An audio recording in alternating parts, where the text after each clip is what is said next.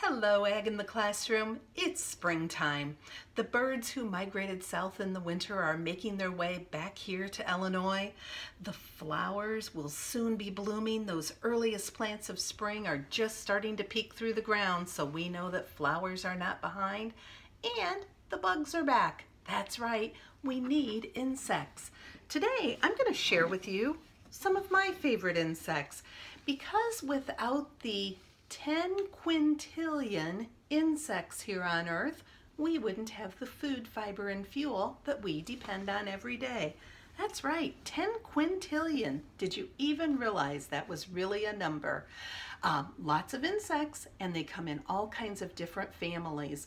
So when I've been in your classroom, back in January, we talked about cattle in the bovine family, and then we talked about alpaca in the camelid family.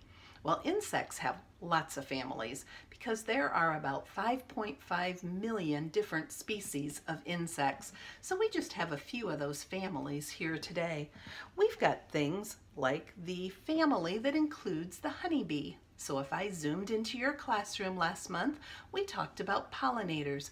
We talked about the work that honeybees do to collect nectar and pollen from flowers, the job they do flying from flower to flower and pollinate the other flowers, but then also to produce the honey that you and I enjoy.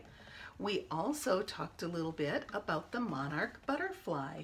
So that monarch butterfly is Illinois' state insect and one of our important pollinators.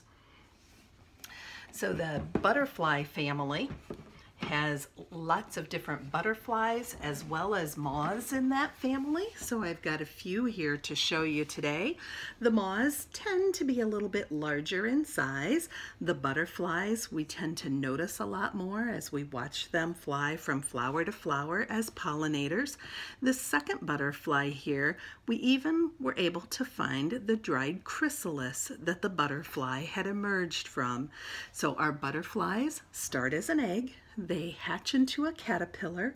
That caterpillar then wraps a cocoon or chrysalis around itself where it fully develops then into that adult butterfly. So we've got that. I have a praying mantis in this collection here. We tend to see praying mantis in the late summertime here in northwestern Illinois. We even found the sac for where the praying mantis's eggs are at. So this is an old and preserved praying mantis sac, but if we were to find that in nature in the summertime, that would have about 300 tiny eggs inside that would hatch out baby praying mantis insects. So I have a collection here that has things like our cicadas. Cicadas we see every year, but we see different types. And this year we're expecting to see the 17-year cicada again. So collecting insects is a little extra fun this year for the type of insects that we might see.